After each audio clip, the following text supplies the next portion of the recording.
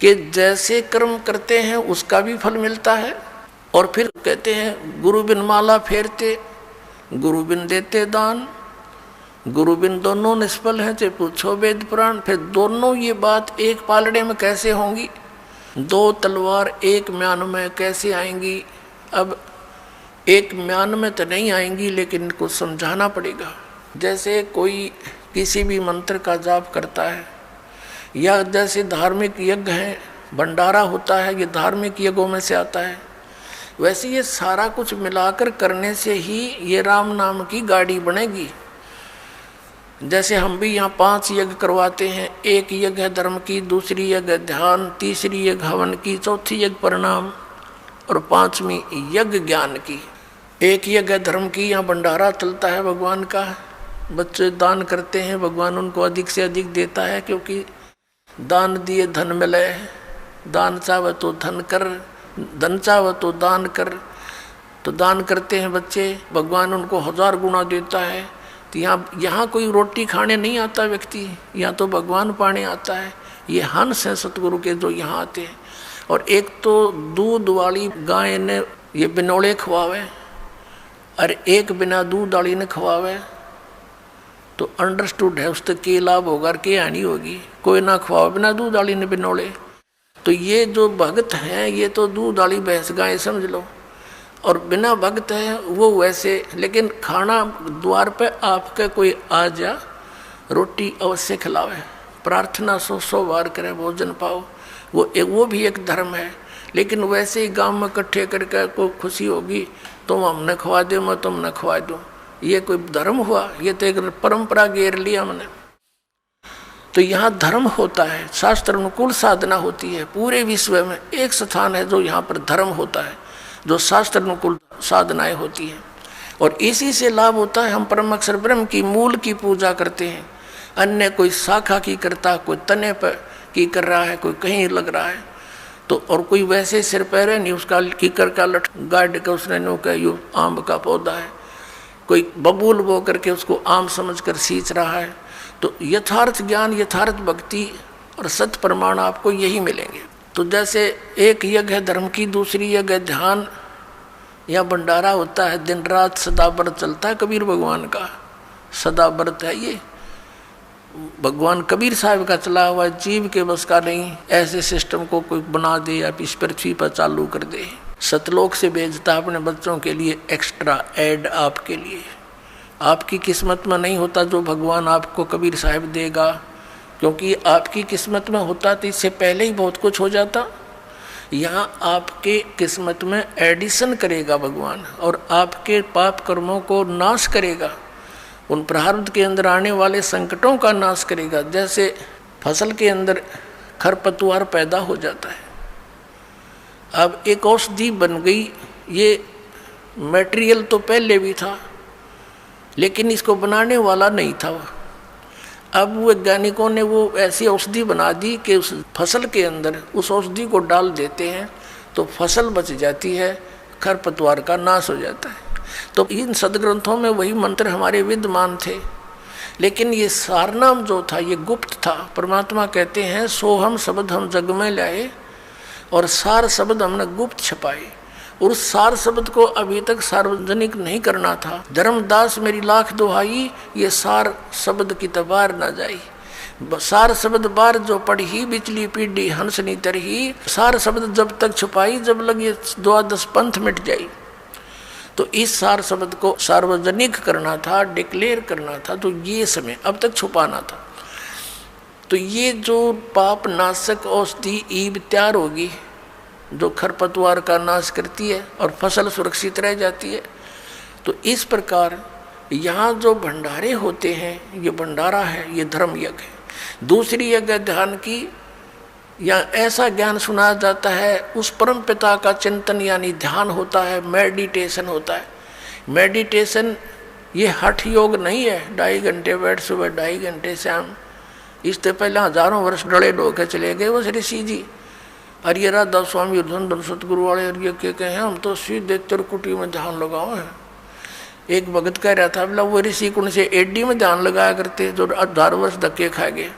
वह भी त्रिकुटी में लाया करते। तुमने ना सोचो थारी परम धनी लाई त्रिकुटी ने ढूंढ गए, या तो इन गा के घेर रखिए त्रिकुटी, इस आगे किससे ना पता, और उन त्रिकुटी का भी ना पता कहाँ पर है। तो ये ध्यान जो है ये क्या है, एक टेंशन टाइप होना चाहिए हमारा, टेंशन जिसका हो जाती है। जैसे किसी को किसी भी कारण से टेंशन होगी तो उसकी रह रहकर माइंड की सुई वहीं जाएगी, बात भी कर रहा है थोड़ी देर के बाद फिर वहीं किसी से बतलाता है, 2 मिनट के बाद फिर वहीं ध्यान पहुंच जाता है। तो ये हमारा मेडिटेशन, ये है सहज समाधि। जो पति वर्ता पति से राती आन पुरुष नहीं भावे, बसे पीहर में सुरत प्रीतम में ऐसे ध्यान लगावे। जैसे बेटी अपने घर आ जाती है, वो रहती अपने पिता के घर पर है लेकिन उसका ध्यान पति में रहता है, वहाँ के कार्यक्रम में रहता है, वो बातें भी करती है काम भी करती है लेकिन अंदर से उसका ध्यान वहाँ से, वो है मेडिटेशन। हमारा मेडिटेशन ये है क्योंकि हम परमात्मा के यहाँ गुणों से ज्ञान यज्ञ से ऐसा प्रेरित कर देंगे कि आपका ध्यान उस सचखंड के अंदर रहने लग जाएगा। ये तो गंदा लोग कल मर जा, पता यहाँ कौन है, आगे पता नहीं कहाँ डालेगा ये, तो एकदम आपका यहाँ से सिमट कर उल्टा हट कर जब तक यहाँ रहोगे, जैसे लड़की अपने पिता के घर पे रहती है सारा काम करती है लेकिन उसकी अंतिम इच्छा होती है पति आवर चलो अपना काम संभालूंगी, वहाँ से ऐसे बहुत सा कार्य है। तो ये हमारा मेडिटेशन ये है, ये सहज समाधि कहलाती है।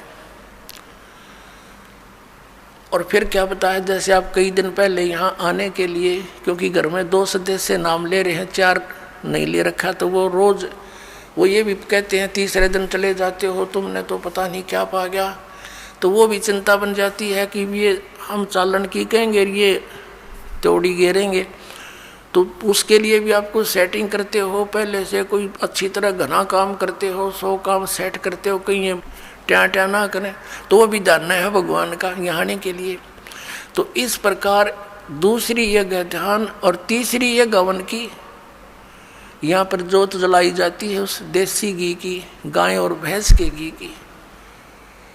अब वेदों के अंदर कहीं भी यो बठबाड़ के हवन करने का निर्देश नहीं है, ज्योति यज्ञ बोला है, ज्योति यज्ञ। एक ज्योति से यज्ञ होता है, हवन होता है, ज्योति हवन। ज्योति यज्ञ हवन कहलाता है। एक जोत लगाई जाती है रुई की, पतली सी जोत में, उसमें घी डालते रहो।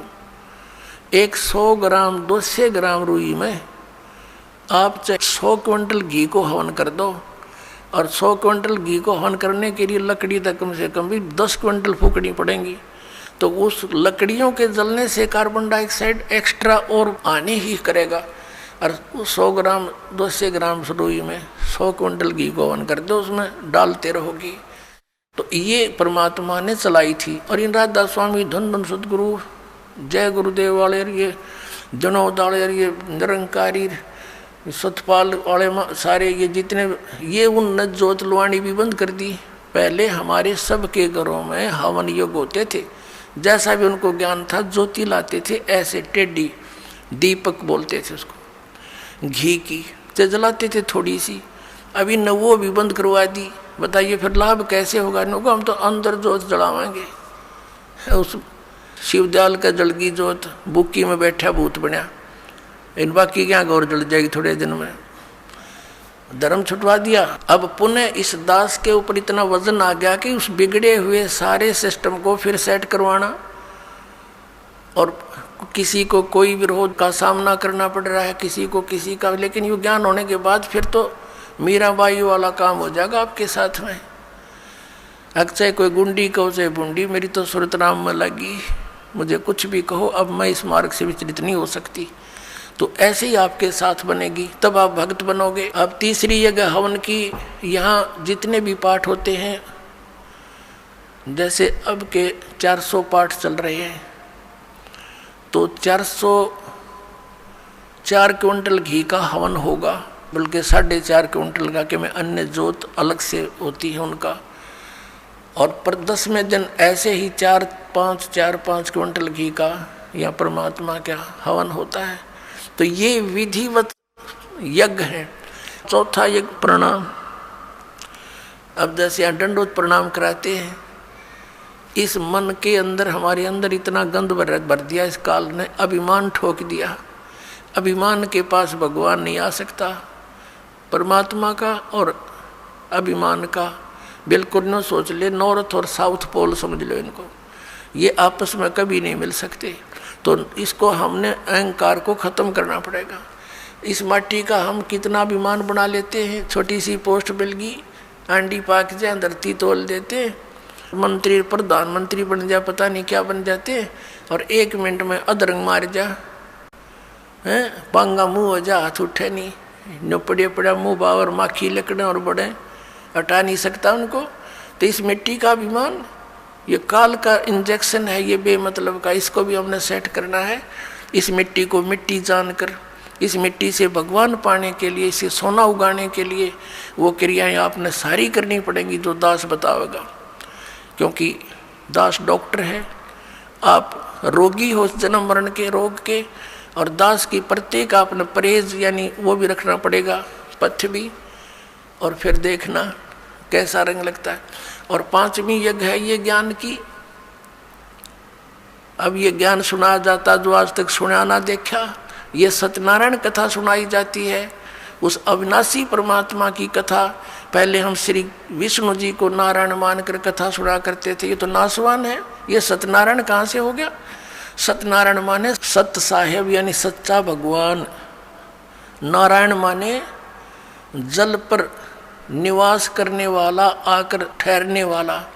जैसे प्रत्येक युग में परमात्मा शिशु रूप धारण करके वन के अंदर यानी बाहर जंगल में एक तालाब के ऊपर कमल के फूल पर विराजमान होता है, जल के ऊपर, जिस कारण से उस परमात्मा कबीर जी को नारायण कहा जाता है। तो ये सत्यनारायण कबीर जी है। तो यहाँ कहते हैं जगत का पेख ना पेख्या, धनी का नाम ना लेखा। अपने आत्माओं, हम फिर उसी प्रसंग पर आते हैं कि वो भी लाभ उनको होते हैं जो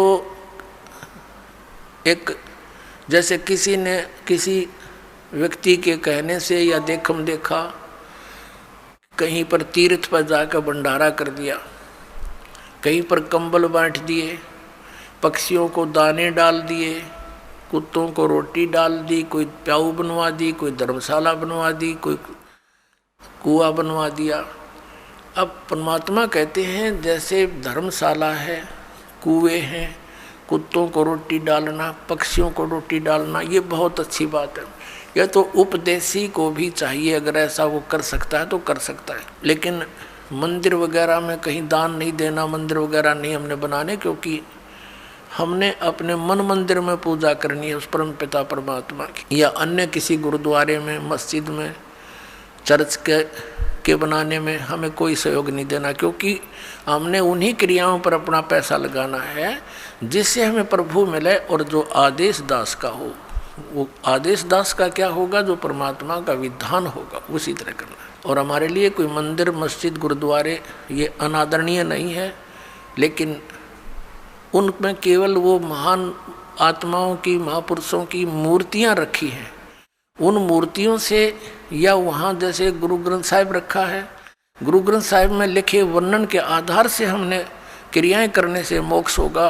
केवल किसी गुरुद्वारे के अंदर और गुरु ग्रंथ साहिब को रखकर ही उसका आदर सत्कार करते रहने मात्र से नहीं, आदर सत्कार तो सबका करना। जैसे मूर्ति है, एक सेब की मूर्ति है, सेब की मूर्ति तो प्रेरणा करती है कि ये सेब है, इतना बढ़िया होता है, इसके खाने से क्या लाभ होता है।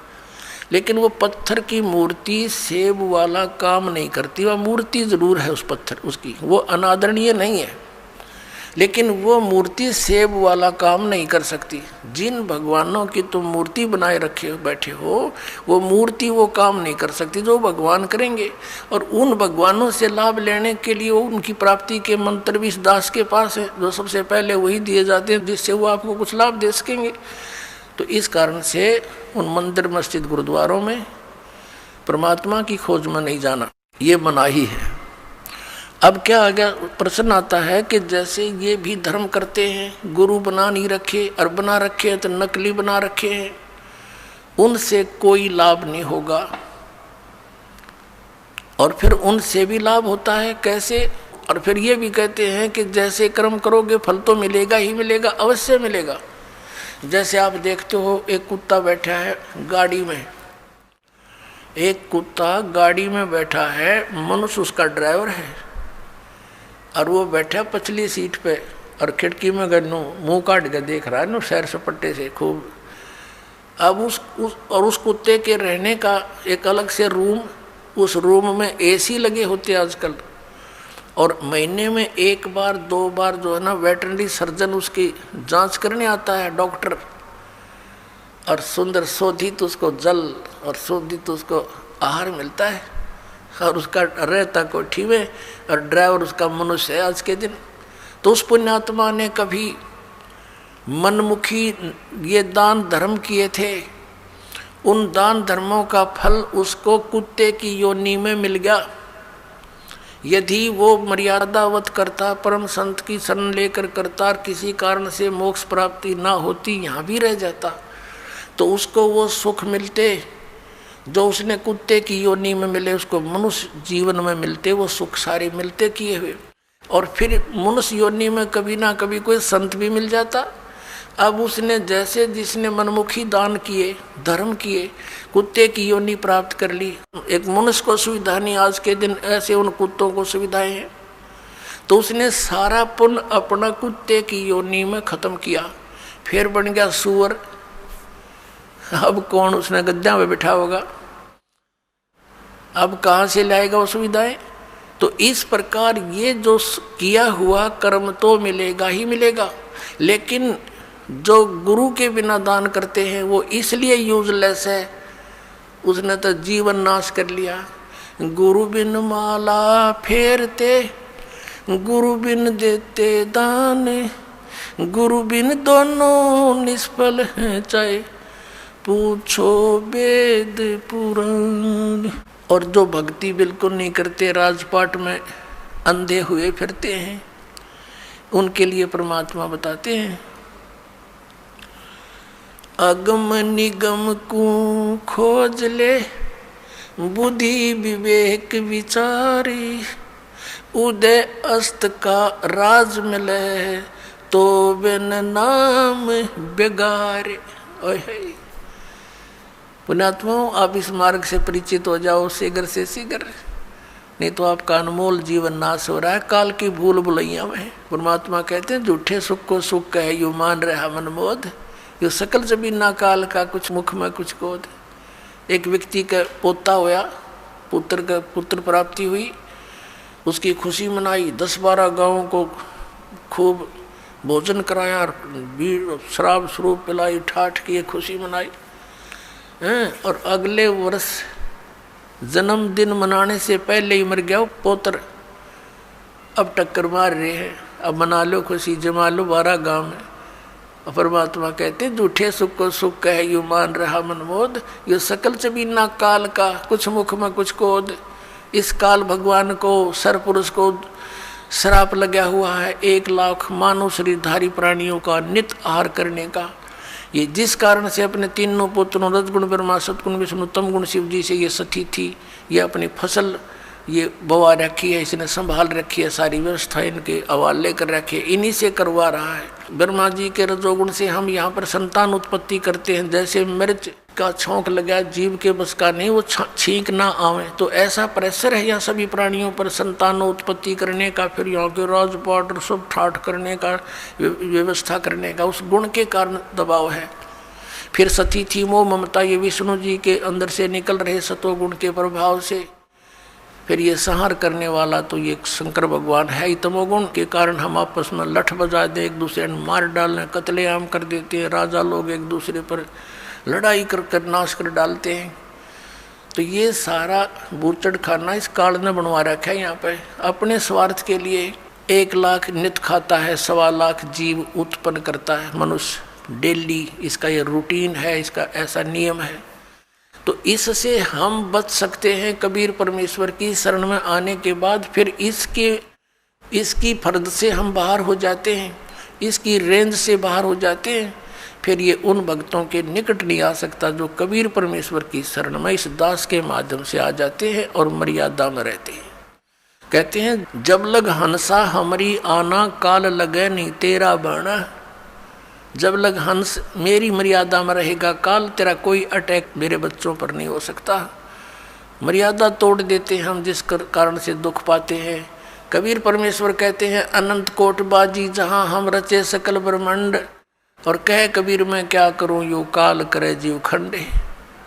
परमात्मा कबीर जी कहते हैं कि मैंने अनंत करोड़ ब्रह्मांडों की रचना कर रखी है, ऐसे समर्थ हैं हम, और मैं क्या करूं, ये काल मेरे बच्चों को मुझसे खंड कर लेता है, इनका नाम तुड़वा देता है, फिर इन पर अटैक कर देता है, जिस कारण से ये मार खा जाते हैं।